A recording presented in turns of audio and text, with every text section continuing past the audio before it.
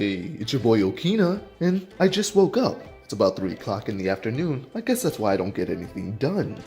But it's a new day. Time to go and start on the epoxy process for the controller. This is a 3-part series. If you haven't seen the previous 2 episodes, go ahead and check those out. The previous episode was dealing with this sticker right here and the very complicated process on getting that on.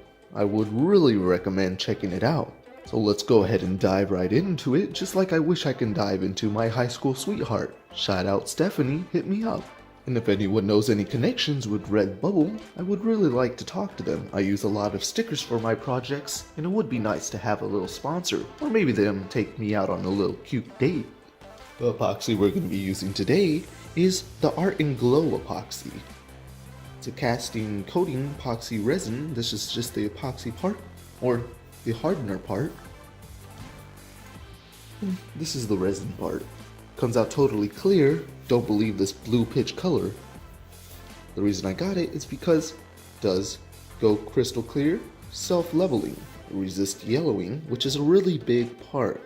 You don't want your controller getting a little yellow after a few years. And it has a 40-minute work time. That one's really good because I could take a long time setting it.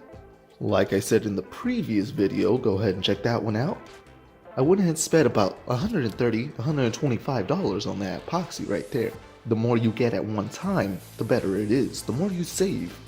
We're also going to be using this black diamond pigment powder. I went ahead and got this on Amazon as well for I think about $9. Go and check that out. I'll put the link down in the description as well.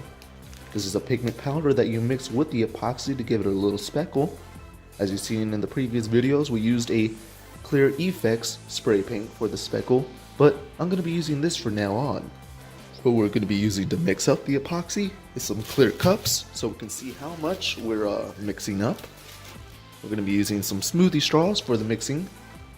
These are a pretty good idea because, you know, they're pretty cheap, about $1.50. And they can mix things up pretty well, since they are thick straws.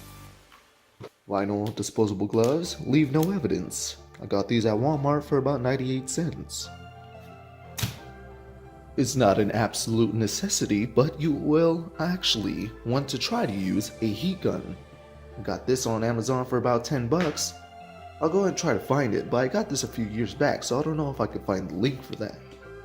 What it'll do, as soon as you apply the epoxy, you'll go ahead and blow over it with some heat at the low setting, and it'll get rid of any air bubbles in your epoxy. You can also use your sister's or mom's hair dryer, but if you don't got a mom like me, then you're in tough luck. All that being said, we're going to go ahead and get started. What we're going to need to do first is tape off the very edge of the controller. This is the part that sets in the bottom half. If you get a lot of epoxy on there, it won't fit in the controller any longer. So we're going to put some masking tape to make sure that we can peel it off at a later time.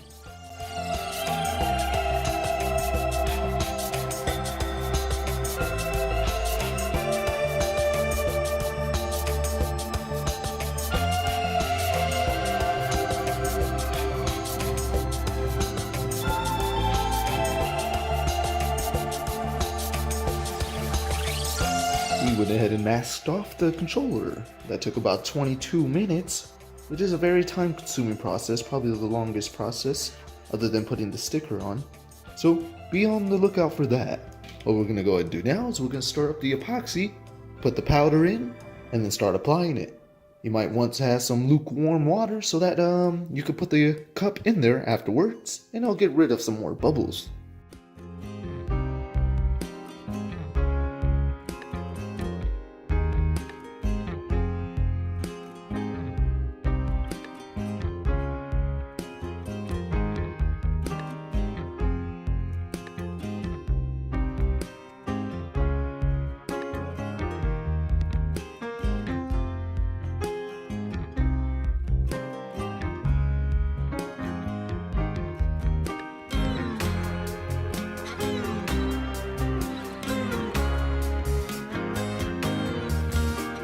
We got the whole controller epoxied. We went ahead and blew it with the heater so that we can get all the air bubbles out.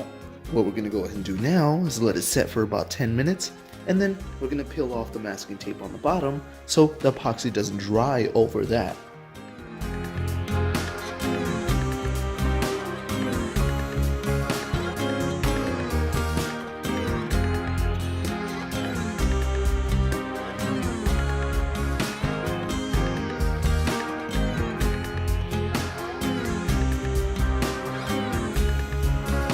We went ahead and took off the masking tape on the bottom, as well as we scooped out some epoxy that made its way through the tape so that the controller can lay right on the bottom half.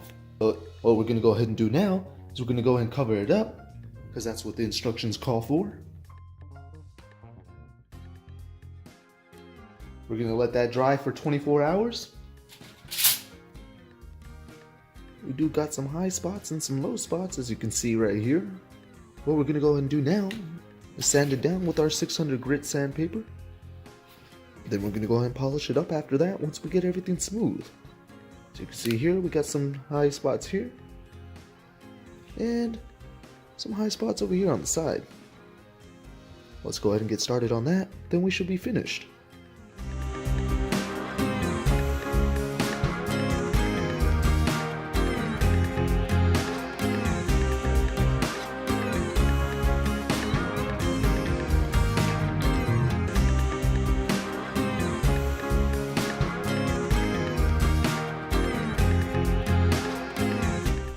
I went ahead and sanded down the controller with 600 grit sandpaper in some spots right there, and a little bit on the other side over there.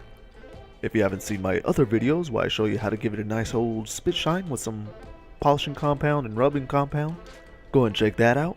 It's a very informative video and shows you how to do it great.